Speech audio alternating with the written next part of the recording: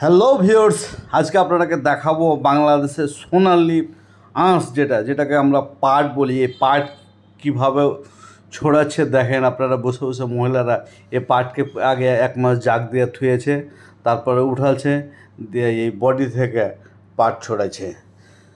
তাই আপনারাকে দেখাচ্ছি, ঘুরে ঘুরে দেখেন কতগুলো মহিলা বসে বসে এই পাট ছড়ার কাজ করছে। আর এই পাট চলে যাবে দেশ এবং দেশের বাইরে বিদেশে, হবে অনেক সুন্দর সুন্দর পার্টস, ব্যাগ, বস্তা। আমাদের এটা এক সময়তে অনেক জনপ্রিয় ছিল, আস্তে আস্তে এটাও সব কমে যাচ্ছে। এই দেখেন এর পিছনে কত পরিশ্রম দিচ্ছে মহিলারা, আপনারা দেখলেই বুঝতে পারবেন আমাদের এই সোনালী আঁশ পাট তৈরি করতে যে কী পরিশ্রম এবং কী কষ্ট লাগে, আপনারা একটু দেখেন মন দিয়ে। আর এই ভিডিওটা যদি একটু ভালো লাগে আপনারা একটু শেয়ার করে দেবেন এবং অন্যদেরকেও দেখার সুযোগ করে দেবেন। আল্লাহ হাফেজ, ভালো থাকেন।